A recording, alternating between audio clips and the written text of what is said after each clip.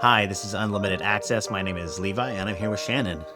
Hi, Shannon Ellsworth, founder and CEO of My Health Hatch.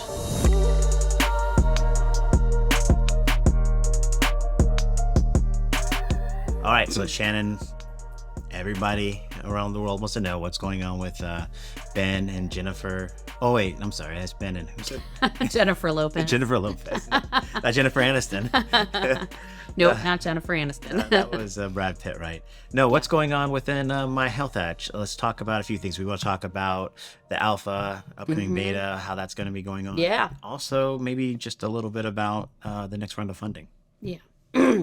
So all three or just go at one. So we are in the process of, we've taken a little bit more time than we planned to get the product ready for launch, to make sure that we figured out what the product is. We needed to test in 2 phases because there is so much to it. So we just talked about patient engagement, and previously we talked about getting the data right. And so those are 2 very different things that you have to get done well. And to get the feedback that we need, we have to separate.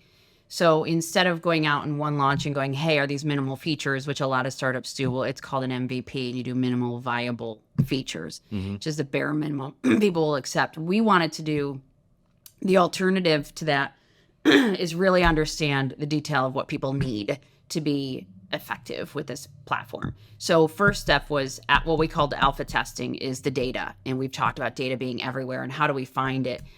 It's not an easy process of just connect and go find it. Unfortunately, if it was, we probably all would have apps right now. So we spent 30 days working with alpha testers who were kind enough to help us work with us to test out the data and figure out where we could pull it from. So we learned a lot from that process. We learned that there are gates at every step that we need to get through to get that data, that there will be a certain amount of patient intervention that's needed, like approvals to release the data. One of our testers literally had on her portal checked, don't share data. So she had to check the box so that we could get the data. So it was about 30 days of testing. Where could we get the data? We found that data doesn't immediately come back. Some of it takes 2 weeks to, there's certain return times. So that was step 1.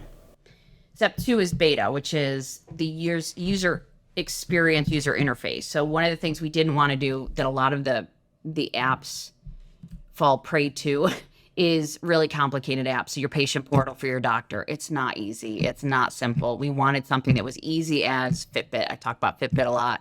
I don't know. What's your favorite app that you have that's easy? My Apple Watch. I use Apple Health. Yeah. So your Apple. So we've used those that consumers really like to use to try and work through our interface. So we're going to launch our test for that. In the next 2 weeks, we should have that. We're just going to have people testing out the experience and make it as simple as possible. That's exciting. Yeah. When do you think, so in 2 weeks, do you think like a large group of people are going to actually have access to the app to have it on their phone? Yeah, we're going to promote it. We've done a bunch of surveys where we've got a few thousand people that want to be part of the beta. And then we also went out to specific user groups, caregiver user groups, patient user groups, and offered it up.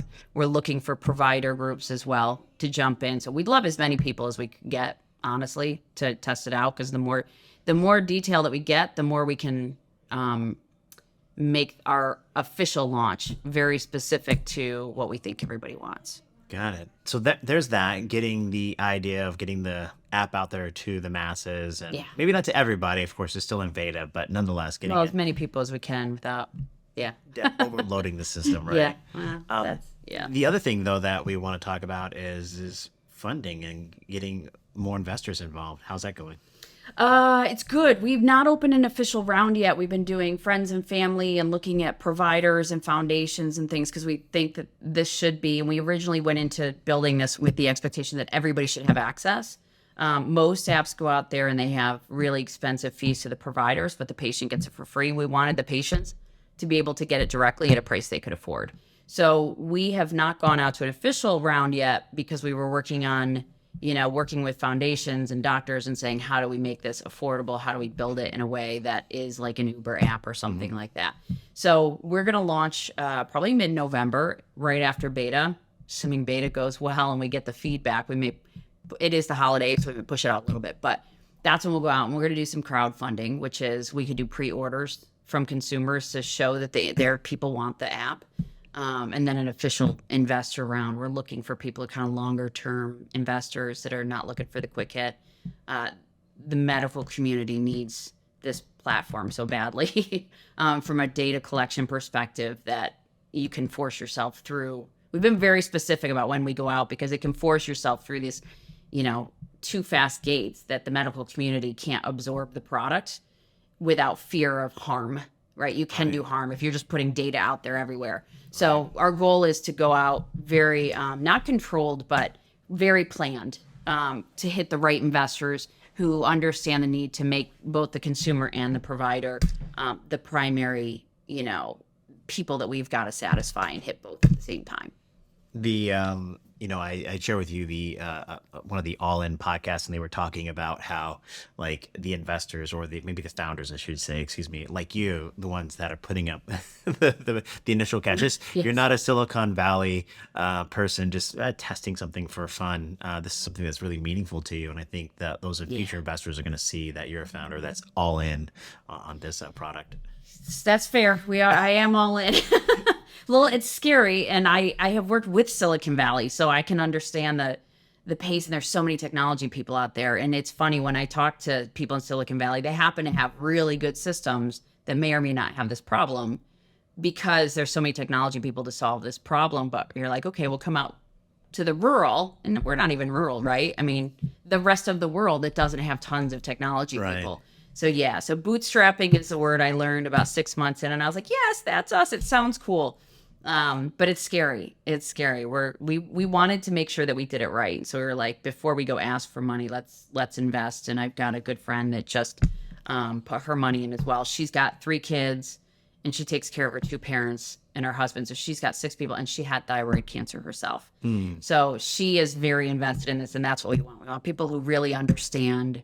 There's the not difficult. That's a really difficult case, and the less difficult cases, we want people that really believe in this to get involved. Thank you so much, Shannon. I really appreciate it. Thank you. Just to wrap then, again, My Health Hatch is an app that has all of your medical information, resources, everything in one place. And we believe that people make the best health decisions when they have access to everything. Bye. Thank you so much.